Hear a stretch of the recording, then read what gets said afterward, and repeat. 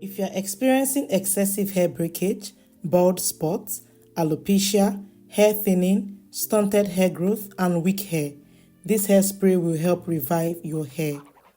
This spray is made with simple yet potent ingredients you can find around you. This hairspray will nourish your hair and scalp. It will also cleanse the scalp and remove impurities. This hairspray contains amino acids that can stimulate the hair growth and strengthen the hair follicles. It helps in dealing with dandruff and an itchy scalp.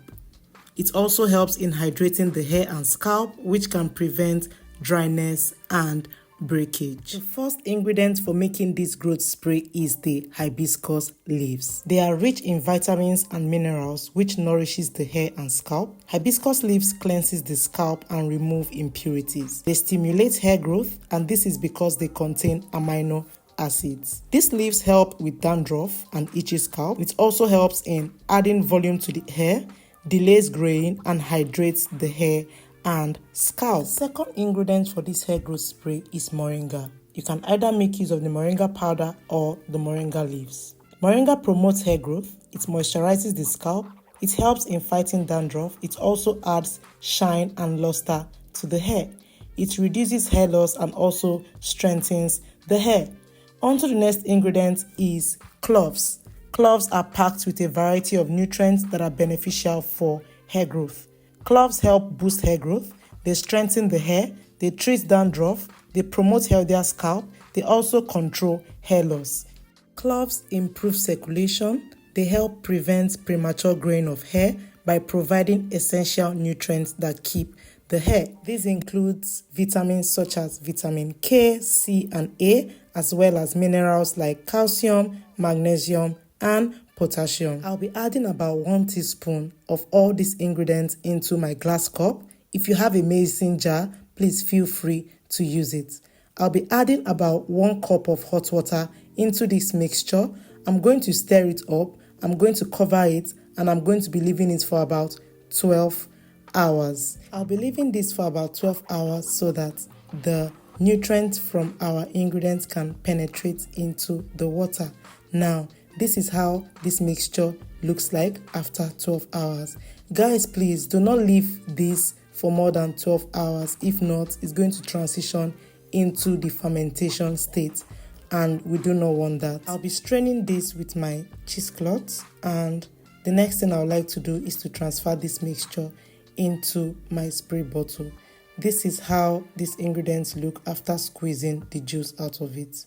I'll be transferring this into my spray bottle to make it easy for me to apply onto my hair.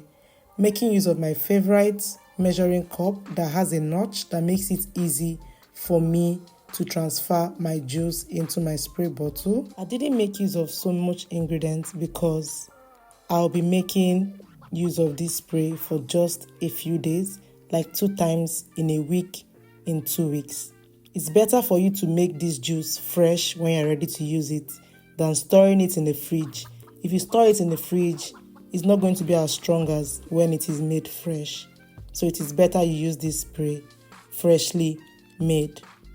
Now onto the application process. I'll be applying this spray first onto my scalp. As I'm applying it onto my scalp, I also try to massage this spray into my hair. Ever since I started getting serious with using herbs on my hair, I've noticed that my edges are completely back. I'm sure that you saw how my edges looks like in the beginning of this video.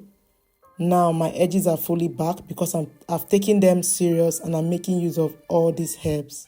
I'm going to be massaging this spray into my hair for about 3 to 5 minutes so that the ingredients can penetrate my scalp and do its work.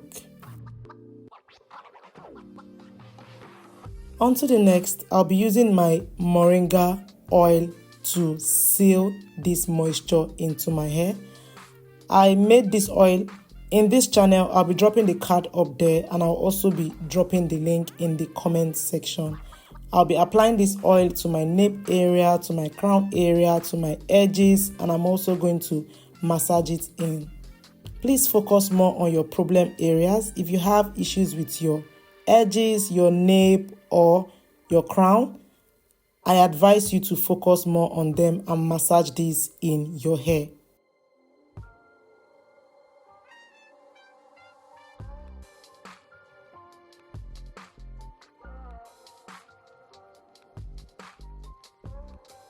You can choose to use your fingers in massaging, or you can make use of the massaging brush.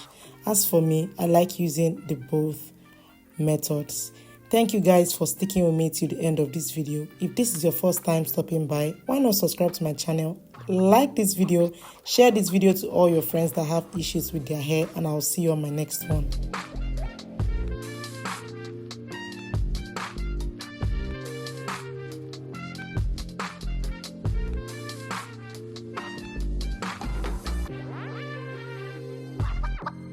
Oh.